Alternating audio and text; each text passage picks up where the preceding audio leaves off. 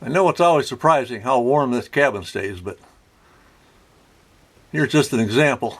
This is Fahrenheit. It's 30 below outside and 80 above inside.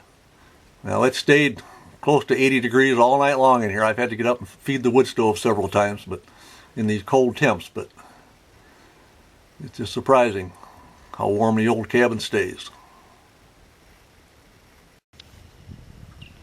I found in the past that when I start talking about living at 30 below zero, sometimes I don't get all the details in there I should. That little clip you just saw, it was 30 below zero there in the morning.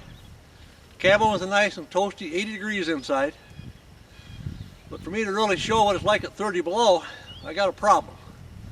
Because my camera doesn't like to operate at 30 below. So here I'm back at my home in Illinois, and I'm going to make a few clips to explain some of the pictures I'm going to show coming up.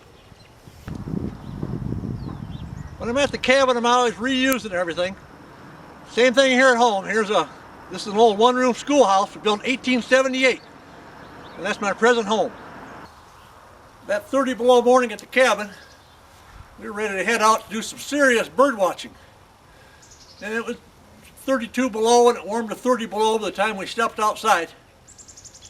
And again, it's so hard to film that on a video. So I took a few shots, and after being out there for an hour or two, you end up looking like this.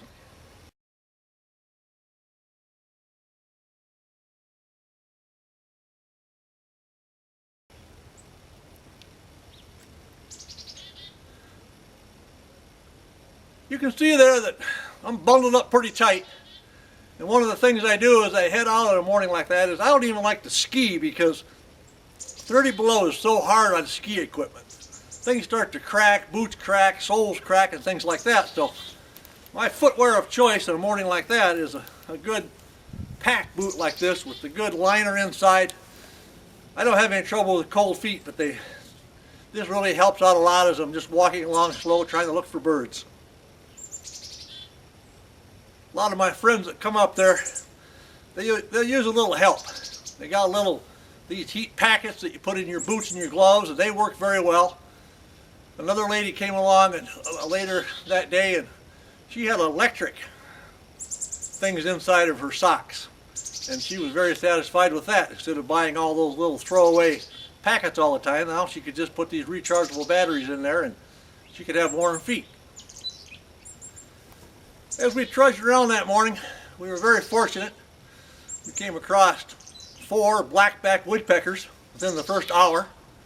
That was a very desirable bird to get, and to get 4 of them was pretty astonishing. But there were some trees that had recently died in the area, and they were in there hunting for insects on the bark. In the cold morning, they were hungry, and they were feeding pretty heavy. One family that had a goal of making it into the cabin, as they headed in at that 30 below temperatures, and as I'm going to show you a few pictures of what they looked like coming in, you can see that they were very well dressed, they had good equipment on, and they stayed warm. In fact, they didn't make it all the way to the cabin, and they got in about 2 miles with 1 mile to go, and they decided that, like climbing Mount Everest, they had reached their turnaround time. They had to turn around and head back for their vehicle. But first, they stopped, and their son fired up a sterno stove, and they had their lunch out of one of my benches. Again, it's all about having the proper clothing and being ready for those temperatures.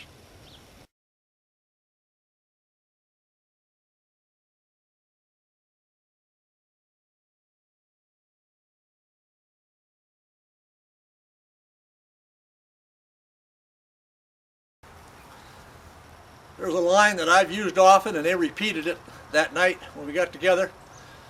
They said there's no such thing as bad weather, just bad clothes. And that they sent me a note later explaining that in Swedish, it's a saying over there, and it makes a little more sense in their language. And our interpretation doesn't come out near as nice, but here it is.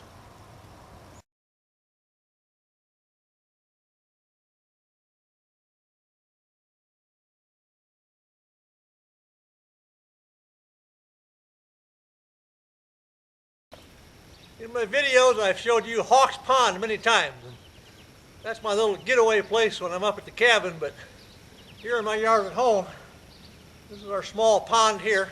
It's frozen over just like Hawks Pond is up north. But in the summertime, we have water flows down these little waterfalls, and it's a major attractant for our birds. We don't have any tame birds here like my gray jays, but I can hear a lot of chickadees and everything else wishing I'd get out of the way so they could come back here and feed at the feeders. This morning it just got above the freezing point here in this northern Illinois place. But if I was out in northern Minnesota at that 60 degrees colder Fahrenheit down to 30 below, I wouldn't be wearing these old rubber boots like this, which are just terrible in the cold. I'd have on my packs. I'd have on at least one layer of good thick thermal underwear. I'd have some thick wool on. I'd have a good thick wool shirt. And then as you see in the photos, even a down coat. And then to top all that off on my head, and you'll notice all these pictures if you see us out here, our heads are very well covered. And I really like these balaclavas of different weights and heaviness that they pull right over. They make the birding a little hard because it's hard to hear through all those layers, but at 30 below zero, it's more a point of not losing anything out there to frostbite. To keep that cabin warm at 30 below zero, it requires me to get up in the night several times and throw wood in that little yodel wood stove. The firebox in that yodel isn't very big, so the best it can go is about 4 hours on a good load of wood. But unfortunately, up at the top of Minnesota, there isn't a lot of what we call really good wood. We have a lot of aspen, and that's a fine firewood, but here in Illinois, I get spoiled. We have a lot of oak, and this whole pile that you see here, I don't want to make you wood burners envious, but this is all good slippery elm. We might call it red elm. And for those in our area that burn a lot of firewood, this is the best thing going. Just like at the cabin, I'm always on the lookout for wildlife. What you see here is what my great niece and I, we call this Adventure Mountain. This little mound I built up in the yard.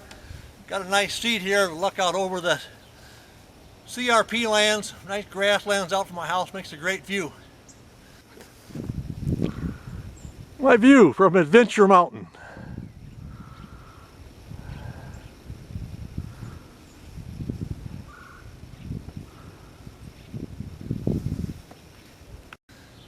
Not quite as great a view though as my friend that was on the way to the cabin when he rounded a corner and he came upon this scene out in the road. He was disappointed his camera didn't focus properly through the windshield, but you get the idea what a special treat this was to come across.